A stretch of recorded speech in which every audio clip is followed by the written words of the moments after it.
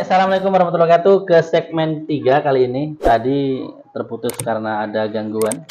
Bukan gangguan sih, mertua saya datang. Masya Allah. Nah, tadi kan cerita tentang pengalaman pembinaan di asrama. Pengalaman di asrama dulu dibina oleh senior-senior. Karena kalau di pesantren itu pasti senioritas yang membina, Mas ya. Ya, kalau masa kita itu kelas 6. Kelas 6 ya? Ya, kelas 6 itu Kak Sapri, Bang Sapri sama Bang Junaidi. Junaidi itu aslinya dari mana tuh? Ah, itu yang nggak tahu. Lupa. Mana nih lupa junior kan, lupa terlalu lama. banget. Sebenarnya cerita ini juga terbilang banyak juga dari saya sendiri itu banyak juga yang terlupakan gitu. Tapi yang poin-poin penting itu ya kayak gitu. Dia kalau kita waktu itu kan makannya wajib di dapur. Jadi dimasakin gitu ya, nggak masak sendiri. Gitu. Ya, kita makannya wajib di dapur, makan pagi, siang sama malam. Berarti sehari 3 kali. Oke. Kalau dulu di dapur itu kalau telat makan, dapur tutup, nggak makan. Jadi kita harus tepat waktu, disiplinnya kuat lah jam masa itu. Jadi kalau udah waktunya makan nggak ngambil makan, ya nggak makan akhirnya. Makan, gitu ya. Tapi kecuali dari malam Jumat. Nah, apa tuh yang membuat beda tuh? Malam Jumat itu kita nggak wajib makan di, kita boleh makan di mana aja. Nggak apa-apa nggak makan di dapur. Malam Jumat dan hari Jumat gitu. Karena itu hari libur. Hari libur. Nah, jadi di pesantren itu liburnya nggak hari Ahad ya, hari Jumat. Nah, itu pesantren Al-Muslimun tuh. Ciri khasnya begitu. Ciri khasnya. Nah, di hari Jumat itu kan malam Jumat itu kita kan ngambil nasi tuh. Nah, betul. Sama piring masing-masing, ngambil nasi, ngumpul. Biasanya kalau kita makan-makan bareng itu dari ketua kamarnya nggak boleh makan di, biasanya makan cari pohon, makan bawah pohon gitu. Makan di depan masjid dulu kan sering gitu ya. Nah, tapi dari pembina kamarnya, asramanya, apa namanya? Takmir ya? Takmir. Mudabir. Mudabir dari kamarnya kita diwajibkan makan di kamar semua untuk mengompakkan. Berarti untuk menjaga kekompakan. Ya, jadi ada teman yang dikirim lauk, di situlah makan bersama. Oh ya, dari situ yang ada lauk nanti kalau sistem dia bilang, kalau nggak salah yang bilang itu Bu Ustazah Dewi. Ustazah Dewi, ya masih ingat. Ustazah Dewi itu bilang, gitu ya. Nah, jangan pelit-pelit, berbagilah walaupun satu yang hanya dapat cuma satu ekor lah ya, satu ekor ikan teri. Masya Allah. Jadi luar biasa berbaginya itu harus. Iya, berbaginya. Biarlah sedikit gitu, tapi berbagi. Nah, tuh bagi teman-teman tuh adik-adik yang masih di pondok, jangan pelit-pelit sama kawan. Nanti nggak dikasih kawan. Ya. Kan ada nih santri dikirim orang tua makannya di dalam lemari dah. Di angkatan kita ada.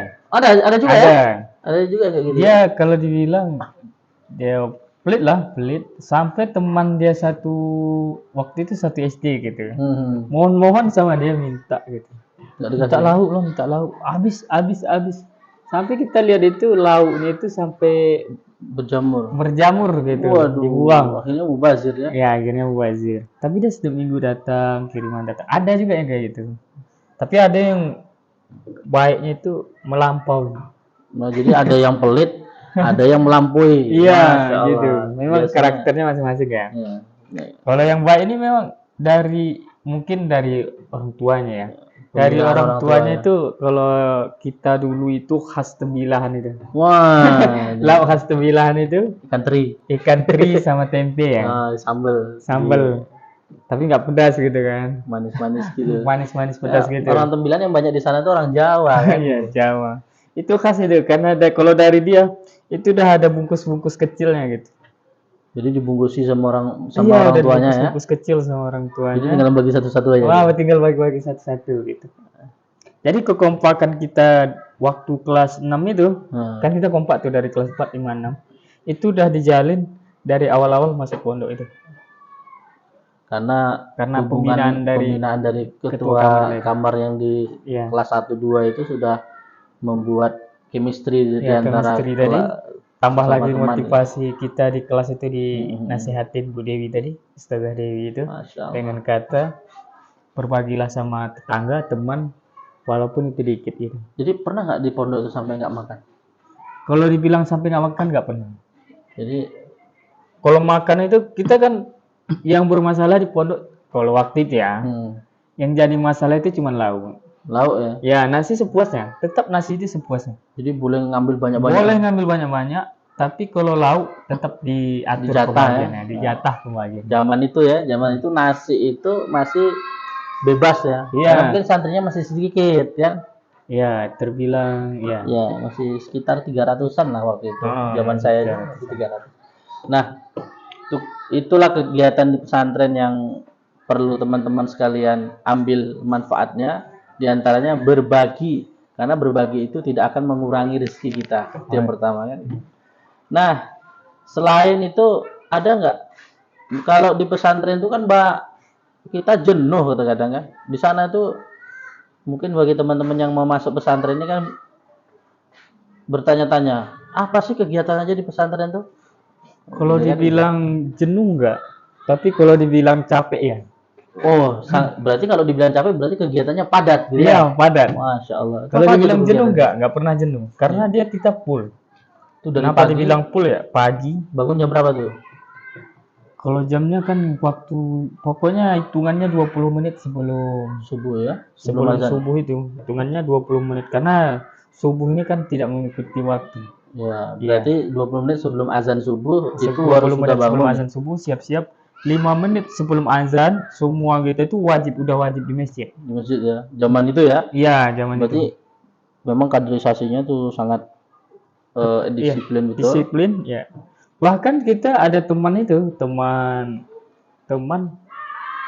dan termasuk saya gitu. Sering terlambat. Bukan. Termasuk kalau saya itu di MTS termasuk orang yang paling cepat banget. Kalau boleh riak dikit lah gitu. Jangan riak. Waktu dulu kan gitu sebagai ibroh gitu. Nah, sebagai info. Kita itu beberapa orang itu nyaris terbilang 3 malam itu selalu tahajud. Saya beberapa orang lah itu memang kompak kita bertiga, berempat. Berarti ada chemistry bersama teman-teman. Chemistry kawan ya, beberapa kawan itu. Untuk membina diri. Kalau mau tahu orangnya, karena ini kebaikan nggak apa-apa kan, disebar. Tapi kalau aib nanti kita tutup. Jangan nanti nggak enak pula diri aib sama sekali. Ya, ada teman itu kita sama. Bahkan dari Kismu Aman, kalau kita yang membangunkan, yang mengamankan ini Kismu Aman. Kismu Amni namanya. Kismu Amni ya. Dari 500 unit tolabah kalau kita dulu organisasi. Nah itu kalau di pesantren kan biasanya yang menjadi, kalau di sekolah umum kan dulu ada OSIS. OSIS. Kalau di pesantren itu ada apa tuh? Kalau kita masa kita itu namanya IST 500 unit tolabah. Berarti sekelas OSIS juga ya? Iya, sekelas OSIS. Nah, kalau sekarang udah ganti katanya. OSPA. Organisasi. Nggak tahu, saya lupa. Pokoknya pesantren Al-Muslimun gitu. Taunya IST 500 unit tolabah. Zaman kita dulu juga IST. Nah, itu biasanya kelas 4 atau kelas 5 ya? Kelas 4. Kalau zaman itu dari kelas 4. Kelas 4, ya? kelas 5 itu dipilih-pilih, itu dipilah. Kalau kelas 6 kan dia nggak dikasih karena dia persiapan UN ya. UN ya. Itu kelas 6 itu lebih ke membina perkamar. Jadi kalau ini cerita-cerita jadi IST, saya dulu juga kan kita bersama kan gitu. Nah itu kan kalau nggak salah cuma jalan 5 bulan itu IST kita itu. Masih ingat nggak? Kalau zaman kita terbilang singkat waktu IST. Sebenarnya berat mau dicerita. Ya jadi teman-teman waktu zaman dulu waktu jadi OSISnya kalau di SMA umum itu OSIS lah. Tapi kalau di pesantren namanya IST tadi. Karena zaman kita termasuk masa transisi. Ya. Kenapa dibilang transisi? Karena waktu sebelum adanya Kaseto ya. Kaseto itu kan sistemnya masih sistem ketat. Kalau kita bilang sistem militer gitu. Zaman sebelum Kaseto Kaseto datang. Program didik gitu. Jadi kita dari transisi itu kita bahasanya terkejut gitu. Biasa mukul, untuk membina ini dilarang. cuman suruh menasehati. Iya, cuman menasehati. Biasa teriak-teriak disuruh diam, jadi bingung kan? Ya, jadi bingung. Jadi kita kenapa cuma bentar ya, kalau prediksi apa nih, masih transisi. Kita masih mencari-cari celah, caranya gimana, caranya gimana. Akhirnya ya itu pertengahan untuk mengubah sesuatu itu kan nggak bisa pleng gitu. Akhirnya semuanya pada mutung. Iya, pada buntung akhirnya. Gitu. Pada mutung, nggak mau melanjutkan IST-nya. Setelah apanya dan ketertiban santrinya kena juga.